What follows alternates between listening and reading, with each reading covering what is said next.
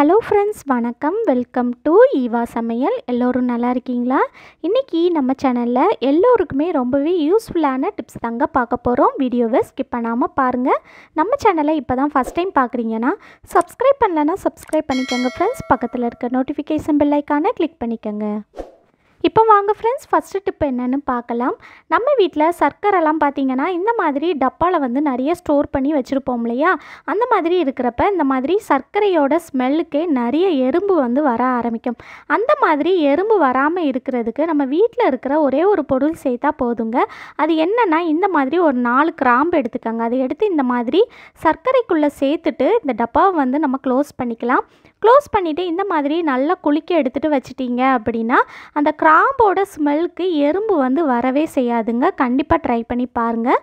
இந்த டிப் பிடிச்சிருந்துச்சுன்னா லைக் பண்ணிக்கோங்க. உங்கள் ஃப்ரெண்ட்ஸ் அண்ட் ஃபேமிலி மெம்பர்ஸ் கூட ஷேர் பண்ணிக்கோங்க. இப்போ வாங்க ஃப்ரெண்ட்ஸ், அடுத்த டிப் என்னன்னு பார்க்கலாம். நம்ம வீட்டில் வெங்காயம், உருளைக்கிழங்குலாம் ஸ்டோர் பண்ணும்போது பார்த்திங்கன்னா சில பேர் வந்து இந்த மாதிரி வெங்காயத்தையும் உருளைக்கிழங்கையும் சேர்த்து போட்டு ஸ்டோர் பண்ணி வைப்பாங்க. அந்த மாதிரி நம்ம வந்து வைக்கவே கூடாதுங்க. இந்த மாதிரி நம்ம வச்சோம் அப்படின்னா இந்த உருளைக்கிழங்கு வந்து சீக்கிரமாக அழுகி போயிடுங்க. அதனால் பார்த்திங்கன்னா நம்ம தனித்தனியாக தான் ஸ்டோர் பண்ணி வைக்கணும். இந்த மாதிரி தனித்தனியாக நீங்கள் வந்து கொஞ்சம் டிஸ்டன்ஸ் விட்டு வைக்கலாம், அல்லது நீங்கள் வந்து தனித்தனி டப்பாவில் போட்டு கூட ஸ்டோர் பண்ணி வச்சுக்கலாம். அதே போல் நீங்கள் வெங்காயத்தெல்லாம் ஸ்டோர் பண்ணி வைக்கும்போது அதோட மேற்பகுதி இந்த மாதிரி பூமியை நோக்கி கவிழ்த்து வைங்க.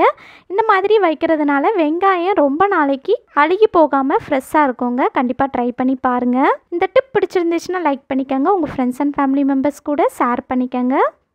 இப்போ வாங்க ஃப்ரெண்ட்ஸ், அடுத்த டிப் என்னன்னு பார்க்கலாம். இனி வரப்போகிற டிப்ஸ் எல்லாம் நம்ம வந்து டூத் பேஸ்ட் யூஸ் பண்ணி நிறைய க்ளீனிங் டிப்ஸ் தான் பார்க்க போகிறோங்க. ரொம்பவே யூஸ்ஃபுல்லாக இருக்கும். நம்ம வீட்டில் வந்து ஸ்விட்ச் போர்டெலாம் பார்த்திங்கன்னா இந்த மாதிரி ரொம்ப அழுக்காக இருக்கிற மாதிரி இருக்கும்.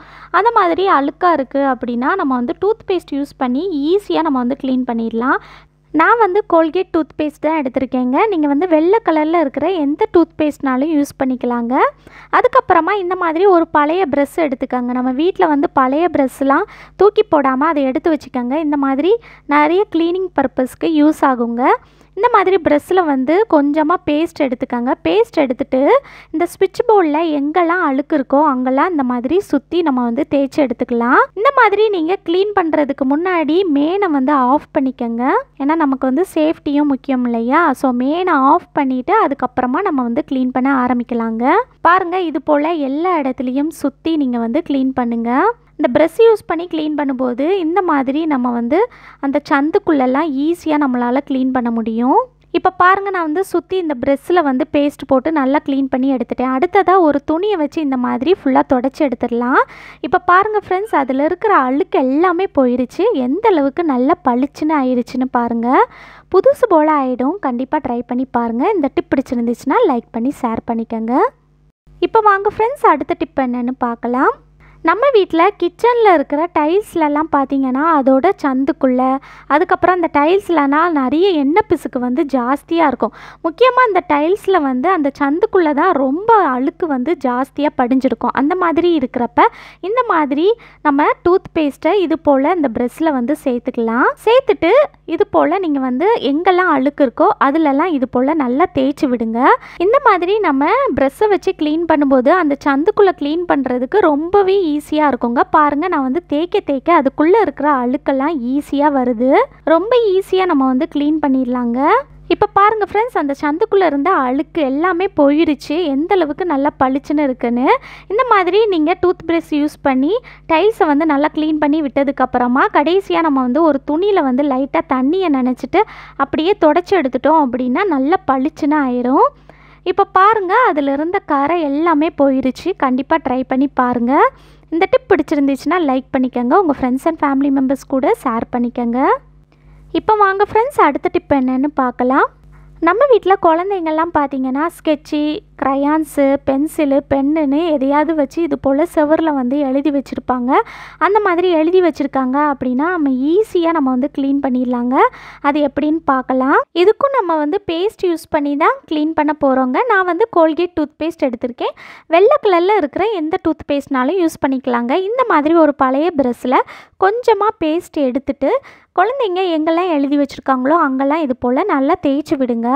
இப்போ பாருங்கள் ஃப்ரெண்ட்ஸ், நான் வந்து தேய்க்கவே உங்களுக்கு தெரியும்னு நினைக்கிறேன். அதில் இருக்கிற கரை எல்லாமே போகுது.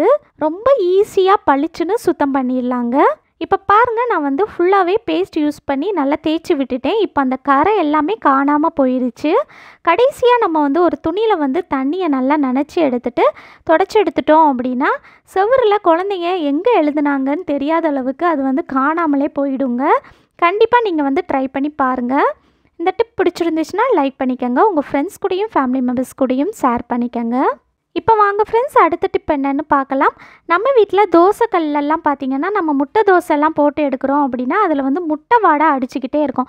அல்லது நம்ம வந்து நான்வெஜ்லாம் இதில் வந்து ஃப்ரை பண்ணி எடுக்கிறோம். முக்கியமாக மீன்லாம் நம்ம வந்து தோசைக்கல்லில் போட்டு ஃப்ரை பண்ணி எடுப்போம் இல்லையா? அந்த மாதிரி எடுக்கிறப்ப இந்த தோசைக்கல்லில் அந்த மீன் வாடை வந்து அடிச்சுக்கிட்டே இருக்குங்க. நம்ம என்ன தான் சோப் போட்டு தேய்ச்சாலும் அந்த வாடை வந்து இருந்துக்கிட்டே இருக்கிற மாதிரி இருக்கும். அதுக்கப்புறமா எண்ணெய் பிசுக்கும் ஜாஸ்தியாக இருக்கும். அந்த மாதிரி இருக்கிறப்ப நம்ம வந்து பேஸ்ட் யூஸ் பண்ணி எப்படி ஈஸியாக க்ளீன் பண்ணுறதுன்னு பார்க்கலாம். ஃபஸ்ட்டு நம்ம ஸ்டவ்வை ஆன் பண்ணிவிட்டு அடுப்பை நல்லா குறைவான தீயில் வச்சுட்டு தோசைக்கல்லை சூடு பண்ணிக்கோங்க. ரொம்ப அதிகமான ஹீட்டில் வைக்கணும்னு அவசியம் இல்லை. லைட்டாக சூடானால் போதுங்க. அதுக்கப்புறமா நம்ம வந்து இதில் கொஞ்சமாக பேஸ்ட்டு சேர்த்துக்கலாம். நான் வந்து கோல்கேட் டூத் பேஸ்ட்டு தான் சேர்த்துருக்கேன். நீங்கள் வெள்ளை கலரில் இருக்கிற எந்த டூத் பேஸ்ட்னாலும் யூஸ் பண்ணிக்கலாங்க. பாருங்கள், நான் வந்து இந்த அளவுக்கு தான் சேர்த்துருக்கேன். சேர்த்துட்டு அதுக்கப்புறமா இதுக்கு மேலே கொஞ்சமாக நம்ம வந்து தண்ணி தெளித்து விட்டுடலாம்.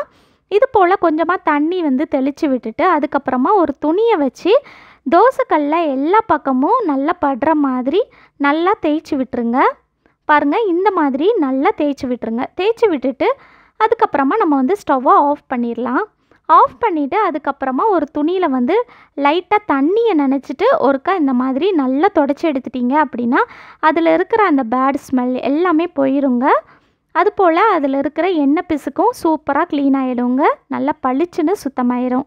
கண்டிப்பாக ட்ரை பண்ணி பாருங்கள். இந்த டிப் பிடிச்சிருந்துச்சுன்னா லைக் பண்ணிக்கோங்க. உங்கள் ஃப்ரெண்ட்ஸ் அண்ட் ஃபேமிலி மெம்பர்ஸ் கூட ஷேர் பண்ணிக்கோங்க. இப்போ வாங்க ஃப்ரெண்ட்ஸ், அடுத்த டிப் என்னன்னு பார்க்கலாம். நம்ம வீட்டில் இருக்கிற கேஸ் ஸ்டவ்வை எப்படி ஈஸியாக க்ளீன் பண்ணுறதுன்னு பார்க்கலாம். ஒரு சின்ன பவுல் எடுத்துக்கோங்க. இதில் நம்ம வந்து கொஞ்சமாக டூத் பேஸ்ட் வந்து சேர்த்துக்கலாங்க.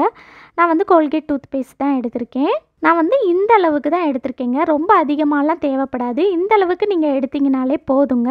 இப்போ அடுத்ததாக இதில் 1 கப் அளவுக்கு தண்ணி சேர்த்துக்கலாம். தண்ணி சேர்த்துட்டு நம்ம கையை வச்சு இதை வந்து நல்லா கரைச்சி எடுத்துக்கலாம். ஸ்பூனை வச்சு கரைக்கிறத விட இந்த மாதிரி கையை வச்சு கரைக்கும் போது அந்த பேஸ்ட் வந்து தண்ணியில் நல்லா கரைஞ்சி வந்துடும். பேஸ்ட் தண்ணியில் கரையிற அளவுக்கு நல்லா கரைச்சி எடுத்துக்கோங்க. இப்போ பாருங்கள், நம்ம வந்து நல்லா கரைச்சி எடுத்துட்டோம். அவ்வளோதான், நம்மளோட சூப்பரான க்ளீனிங் லிக்யூட் ரெடி ஆயிடுச்சு. இதை வச்சு நம்ம க்ளீன் பண்ணும்போது நல்லா பளிச்சுன்னு சுத்தமாயிருங்க. அடுத்ததாக நான் வந்து இந்த மாதிரி ஒரு ஸ்ப்ரே பாட்டில் எடுத்திருக்கேன். உங்கள் வீட்டில் இந்த மாதிரி ஸ்ப்ரே பாட்டில் இல்லை அப்படின்னா கவலையே படாதீங்க. நம்ம வீட்டில் வந்து கடைகளில் ஜூஸ் பாட்டில், வாட்டர் பாட்டில்லாம் வாங்கினோன்னா இந்த மாதிரி பாட்டில் கிடைக்கும் இல்லையா? அதோட மூடியில் வந்து நீங்கள் சுற்றி கத்தியை நல்லா நெருப்பில் வாட்டிட்டு ஓட்டை போட்டு எடுத்துட்டு இதை வந்து ப்ரெஸ் பண்ணி நீங்கள் வந்து ஸ்ப்ரே பாட்டில் மாதிரி யூஸ் பண்ணிக்கலாங்க. இப்போ இந்த ஸ்ப்ரே பாட்டிலில் நம்ம ரெடி பண்ணி எடுத்த லிக்யூடை சேர்த்துக்கலாம். இப்போ இந்த ஸ்ப்ரே பாட்டிலை க்ளோஸ் பண்ணிக்கலாங்க.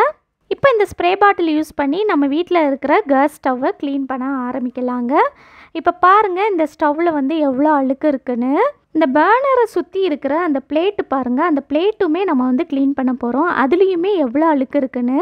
நம்ம ரெடி பண்ணி எடுத்த இந்த லிக்யூடை வந்து இந்த மாதிரி அந்த ஸ்டவ்வில் எல்லா பக்கமும் படுற மாதிரி நல்லா ஸ்ப்ரே பண்ணி விடுங்க. ஸ்டவ்வில் எவ்வளோ எண்ணெய் பிசுக்கு இருந்தாலும் எவ்வளோ கரை இருந்தாலும் இந்த லிக்யூட் யூஸ் பண்ணி க்ளீன் பண்ணும்போது நல்ல பளிச்சுன்னு சுத்தமாயிருங்க. இந்த மாதிரி நீங்கள் எல்லா பக்கமும் நம்ம ரெடி பண்ணி எடுத்த லிக்யூடை வந்து நல்லா ஸ்ப்ரே பண்ணி விட்டதுக்கப்புறமா இந்த மாதிரி ஒரு பழைய ப்ரஷ்ஷை வச்சு எல்லா பக்கமும் நம்ம வந்து நல்லா தேய்ச்சி விட்டுறலாம்.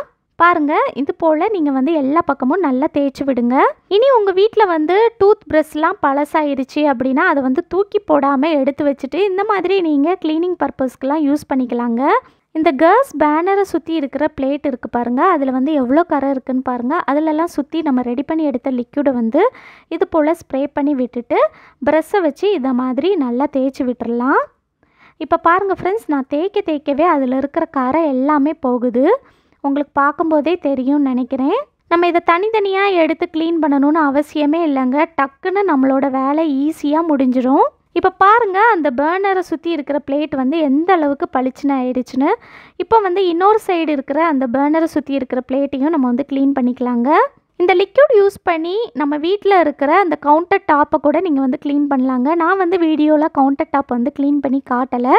நீங்கள் இந்த லிக்விட் யூஸ் பண்ணி கவுண்டர் டாப் கூட க்ளீன் பண்ணிக்கலாங்க. நல்லா பளிச்சுன்னு சுத்தமாயிடும். பாருங்கள், இது போல் நீங்கள் வந்து எல்லா பக்கமும் நல்லா க்ளீன் பண்ணிக்கலாங்க. இந்த ப்ரெஷ்ஷை யூஸ் பண்ணி க்ளீன் பண்ணும்போது நமக்கு க்ளீன் பண்ணுறதுக்கு ரொம்ப ஈஸியாக இருக்குங்க. நல்லா பளிச்சுன்னு க்ளீன் ஆகிடும். இப்போ நான் ஸ்டவ்வில் எல்லா பக்கமும் இந்த லிக்விட் யூஸ் பண்ணி நான் வந்து நல்லா க்ளீன் பண்ணி எடுத்துட்டேங்க. ஃபுல்லாக க்ளீன் பண்ணி எடுத்ததுக்கப்புறமா ஒரு துணியை வச்சு நம்ம வந்து ஃபுல்லாக நல்லா தொடச்சி எடுத்துடலாம். இப்போ பாருங்கள், அந்த கேர்ள்ஸ் பேனரை சுற்றி இருக்கிற பிளேட் வந்து எந்த அளவுக்கு நல்லா பளிச்சுன்னு புதுசு போல் ஆயிடுச்சுன்னு. நீங்களும் இது போல் க்ளீன் பண்ணி பாருங்கள், நல்லா பளிச்சுன்னு ஆயிடும். இந்த மாதிரி நீங்கள் டூத் பேஸ்ட் யூஸ் பண்ணி க்ளீன் பண்ணும்போது உங்கள் வீட்டில் இருக்கிற கேஸ் ஸ்டவ்வில் எவ்வளோ எண்ணெய் பிசுக்கு இருந்தாலும் அந்த எண்ணெய் பிசுக்கு எல்லாமே நீங்கி நல்ல பளிச்சுன்னு புதுசு போல் ஆயிருங்க.